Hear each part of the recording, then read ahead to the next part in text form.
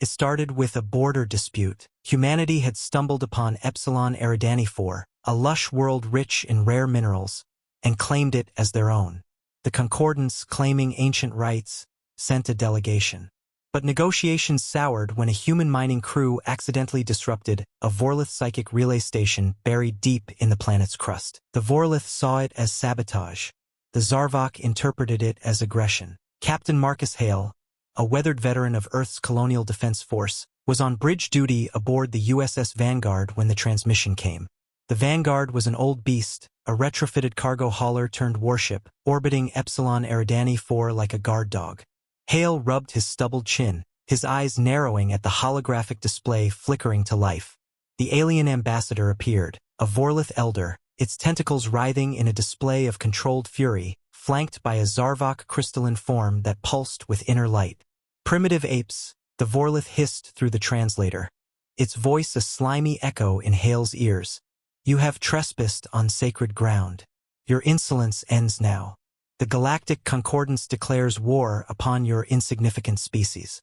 Surrender your colonies, dismantle your fleets, or face total annihilation. Congratulations, you've just declared war on the galaxy's deadliest alliance. Hale's crew froze. Alarms blared as long-range sensors detected the incoming fleet, a swarm of Zarvok dreadnoughts, their hulls shimmering like diamonds, and Vorlith psycruisers that could warp minds from light years away. The first salvo struck without warning, a psychic pulse that scrambled the Vanguard's comms, followed by energy lances that vaporized 2 human outposts on the planet below. Hale gripped the console, his knuckles white. All hands to battle stations. This isn't a drill. But as the enemy fleet closed in, blotting out the stars, he wondered if humanity had finally bitten off more than it could chew. The ultimatum echoed in his mind, surrender or die. And just as the Vanguard shields buckled under the assault, a massive Zarvok superweapon, a Starkiller beam, began charging, aimed straight at Earth's solar system. Back on Earth, in the bustling war room of United Earth Command, panic rippled through the ranks. President Elena Vasquez paced before a wall of screens displaying the carnage at Epsilon Eridani. How bad is it? She demanded, her voice steady despite the knot in her gut. Admiral Kira Novak, a sharp-eyed strategist with scars from old border skirmishes, pulled up the intel. Catastrophic, ma'am. We've lost 3 colonies already. The Concordance outnumbers us 10-1 in ships, and their tech, it's light years ahead. Zarvok shields laugh at our kinetics. Vorlith psionics can turn our crews against each other. Vasquez slammed her fist on the table. And yet they call us primitives. We've survived worse. Asteroids, pandemics, our own damn wars. We adapt. That's what we do. Captain Hale, patched in via a glitchy quantum link from the battered Vanguard, nodded grimly. His ship had limped away from the initial assault, hiding in an asteroid field. But the personal stakes hit harder. His wife and son were on Luna Base, right in the path of any retaliatory strike. Ma'am, they're not just invading, they're erasing us. That superweapon, it's a planet cracker. If it fires, a soul is gone. The room fell silent. Humanity's fleet was a patchwork. Outdated destroyers, experimental fighters jury-rigged with salvaged alien scrap, and a handful of stealth corvettes. No allies, the other species feared the Concordance too much to intervene. Resources were thin, morale thinner. But in the underdog's shadow, sparks of defiance ignited. Engineers in hidden bunkers began repurposing old nuclear stockpiles into EMP warheads. Pilots trained in suicide runs, drawing on humanity's history of asymmetric warfare. Hale leaned into the camera. We fight back. Hit them where it hurts, their arrogance. They think we're weak because we bleed and break. But that's our strength. We get back up. As the meeting adjourned, sensors picked up a chilling broadcast from the Vorlith flagship. Your minds are fragile, humans.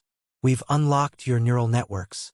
Suddenly, across human space, AI systems glitched, ships turning on their crews, defenses dropping. The twist hit like a gut punch.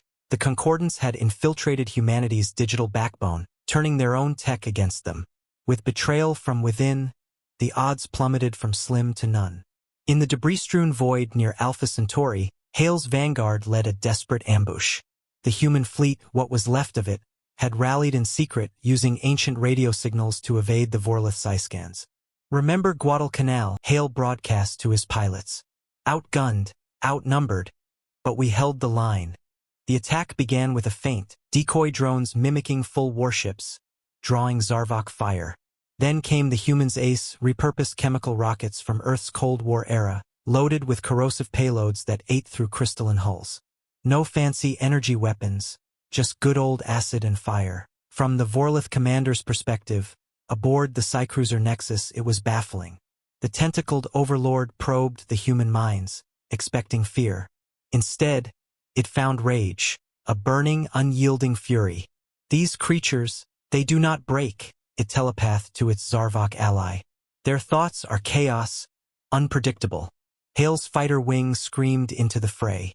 His ship, the Eagle One, dodged psychic blasts that induced hallucinations, ghosts of fallen comrades whispering defeat. But Hale pushed through, his grip iron on the controls. "For my family," he muttered, launching a nuke-tipped torpedo that detonated against a Zarvok shield, overloading it with raw electromagnetic fury. The battle raged. Human Marines boarded a crippled Vorlith vessel, their EVA suits patched with duct tape, fighting tentacle to hand in 0G. One soldier, a young recruit named Jax, used a makeshift flamethrower, primitive fire in space, to disrupt the alien psychic fields. The Vorlith recoiled in horror. Fire was a terror from their watery homeworld. Victory tasted sweet but fleeting. The humans crippled 3 enemy capitals, forcing a retreat. Cheers echoed across comms. But as the dust settled, long-range scans revealed the setback. The Concordance had summoned reinforcements, a second armada, twice the size, warping in from the galactic core. "They're adapting," Novak warned from Earth. "Our tricks won't work twice." Hale stared at the incoming blips, his resolve hardening. The small win had bought time, but the real storm was brewing. The final stand unfolded at Sol's Edge, near Neptune's orbit. The Concordance fleet emerged from hyperspace like a tidal wave of doom, hundreds of ships, the Starkiller superweapon at its heart, a colossal Zarvok construct pulsing with stolen solar energy. Hale, now commanding the remnants of humanity's forces from the Vanguard's bridge, made the call. "We end this here. Operation Phoenix, all in." It was a suicide gambit, lure the enemy into a kill zone laced with hidden minefields of antimatter charges, salvaged from abandoned research stations. As the battle ignited, Vorlith psionics hammered human minds, inducing mass despair. Crews screamed, seeing visions of Earth's destruction. But humanity's secret weapon emerged, sheer emotional resilience. Psychologists had trained pilots with biofeedback, turning fear into fuel. Hale felt the assault, a phantom pain of his family's death, but he roared back, "Not today!" From the alien bridge, the Vorlith commander sensed the shift. Impossible. Their wills, they bend but do not shatter. The Zarvok ally calculated probabilities. Error. Human variable unaccounted for.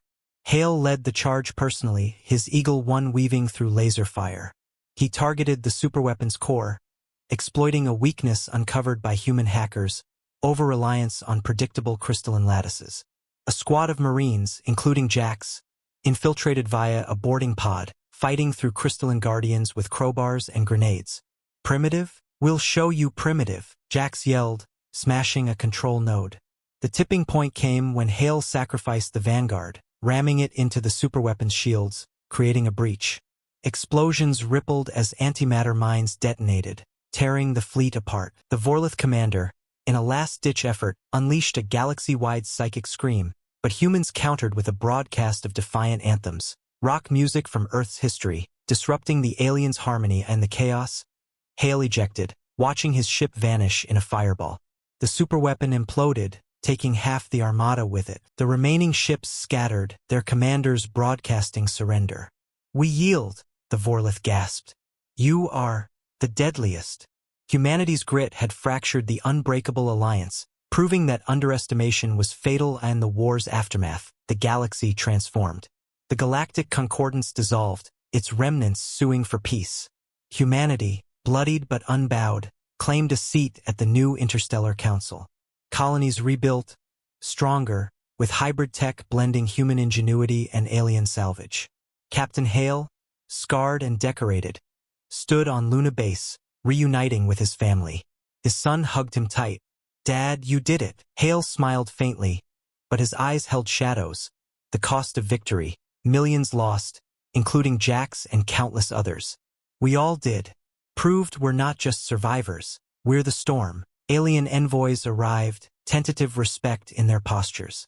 A Zarvok delegate pulsed apologetically. We miscalculated.